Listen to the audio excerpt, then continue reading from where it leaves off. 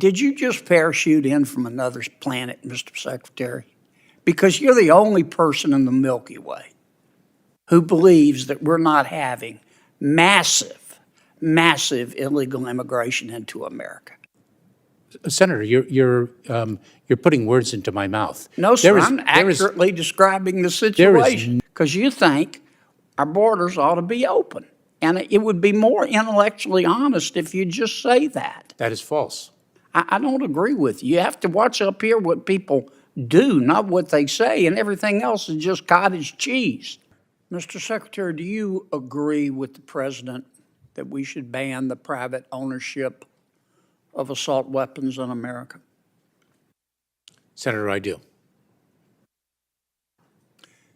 What is an assault weapon? It is, for example, an AK-47. Can you give me a definition other than just pointing to a specific weapon? Would there be other weapons besides an AK-47 you would ban? There very well are. And I remember when I was a federal prosecutor in the Central District of California from September 25th, 1989 to, I believe it was April 2001. And I thank you for your service, but if you could answer my question. The vast majority of law enforcement officers, leaders with whom I worked were greatly in support of the assault weapons ban. Mr. Chairman, you know why we get so frustrated with you? Because you won't give straight answers. I think I just did. No, you didn't. No, you didn't. Do you have a definition of an assault weapon? I am confident there is a technical definition of what is an assault weapon, and it was assuredly used in the context of the statute that previously existed banning assault weapons. Mr. Secretary, our southern border is not secure, is it? Senator, I have spoken about this. I believe I've addressed this earlier in the hearing. Why don't you address it again? Of course. Let me share with you a few things. Number one, when I speak of the security of the border, I am speaking of maximizing the resources we have to deliver the most effective results. So and let me assure you that we are doing so. It's secure because we're trying to secure it? Are we succeeding? Senator, we are so focused on the security of our southern border. We are doing so much with respect to the surge of personnel. How you're not succeeding? Oh, Senator, let me share with you that the challenge of migration that we are experiencing at our southern border is not exclusive to the United States. It is something that is gripping the entire hemisphere. But my job is to worry about the United States, as is mine. As is mine. And here's my question. Let me try to rephrase it. And I really do wish, I understand the position you're in, but you really should try to do a better job of answering the questions. Under the Biden administration, we have the most encounters, we have had the most encounters with people attempting to come into our country illegally in the history of ever. Under the Biden administration, we have had the most people entering our country illegally in the history of ever. Under the Biden administration, we have had the most gotaways at our southern border in the history of ever.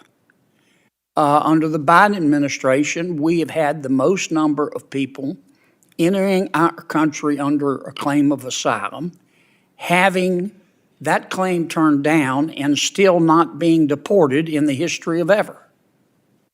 And under the Biden administration, we've had the most fentanyl coming into our country in the history of ever. How can you possibly say the southern border is secure? Do you know I understand your answer that you're trying, but I'm not asking about your efforts. I'm asking about the results. Well, let's talk about the results then, Senator. Do you know that last year we expelled and removed approximately 1.4 million people from the southern border? I believe that's the most ever. Do you realize that we are focused on enforcing our laws to achieve the security of the southern border? I know you're focused, Mr. Chairman, or Mr. Secretary, but you're not succeeding. Senator, when you come testify to us, you talk about how you're trying really hard. And I don't have any way to disprove that. I accept that statement in good faith. But the numbers belie that. If I can, Senator, let me give you an example of a solution that we have delivered that, for some reason, is being contested. No, because it's Mr. caused the Secretary, 95. I give you 30 seconds, okay? It's caused the 95. Don't filibuster me. It's You've caused. been doing that all day. I'm just trying to ask you I'm just trying to questions. communicate. It has led to approximately 95% drop in the number of encounters in between the ports of entry at our southern border of Cubans, Haitians, Nicaraguans, and Venezuelans. Mr. Secretary, on January 5th. Mr. And why would that Secretary. be opposed when it is delivering precisely the result that you seek?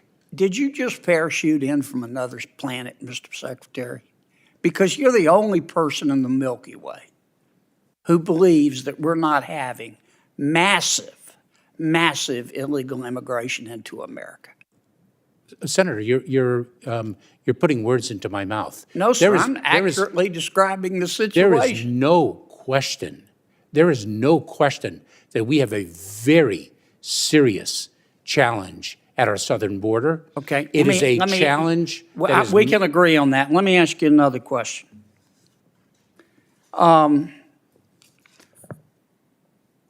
Why don't you just declare a new policy that other than children, if you present at the southern border, you claim refugee status, you claim political asylum, and you haven't claimed refugee status and political asylum at the first safe country, then you can't come in.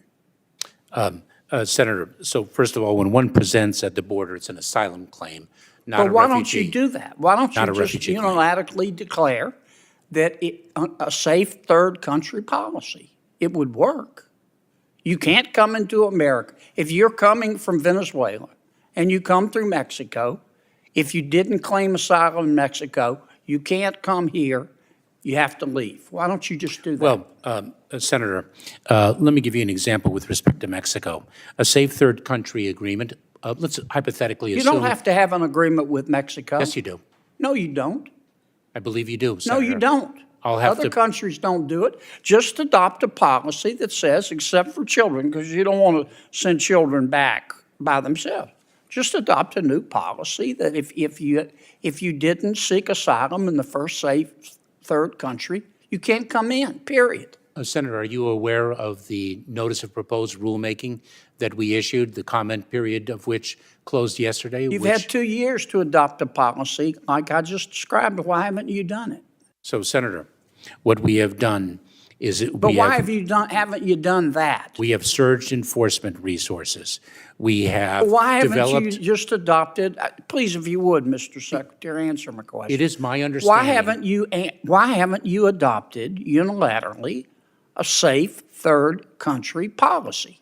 That would stop, except for children, all the folks from the Northern Triangle countries, all the folks from Venezuela, all the folks from Cuba, all the folks from the Middle East from coming into our country. Why haven't you done that? Senator, it's my understanding that two things.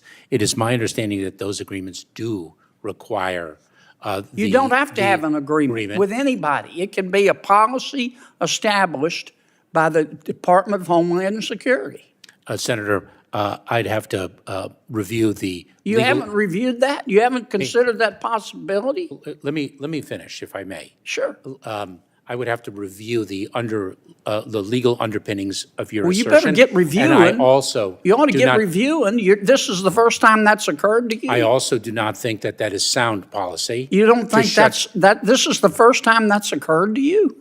I also do not think that that is sound policy, that we should shut down our entire asylum system.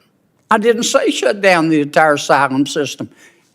I said safe third country. All you have to do, Mr. Secretary, if you're really serious, and it's beginning, frankly, to appear that you're not, is adopt a policy that says we're not seeking anyone's agreement. We don't have to. If you're coming from another country and you come through, let's say Mexico, and you say you're seeking asylum, you have to seek it in Mexico or the other first safe third country, or you can't come in. Period. Done. End of story. Why don't you do that? Senator, I don't think that we have the unilateral authority. Sure you do. Other Number countries one, do and it. number two, as If I've you mentioned, try sneaking into China, I do not think that is sound policy. why? Because you are basically shutting down our asylum system. No, and you're doing- not. You're saying we honor your right to seek political asylum, but you're cherry picking. Do it in Mexico first. Why haven't you done that? I think I've addressed that issue, Senator. You don't want to do it, Mr. Secretary. That's what it's beginning to look like, because you think our borders ought to be open. And it would be more intellectually honest if you just say that. That is false. I don't agree with you. You have to watch up here what people do, not what they say, and everything else is just cottage cheese. Senator, I don't think Thank you, I don't Mr. think Chairman. the 1.4 million people who were expelled or removed last year would consider the border open. Mr. Chairman, Mr. Secretary, you've had millions coming into the country illegally. The most of the history of ever under your watch. And everybody knows that, apparently, except you. Either that or you're not being forthcoming with We've also had the largest number of individuals expelled or removed from the southern border. And if one takes a look at the apprehension and encounter numbers, and then the removal numbers, one would have a different view. If you do the safe third country policy, that'll solve half of your problem right there. Thank you, And you're not Senator. denying anybody asylum.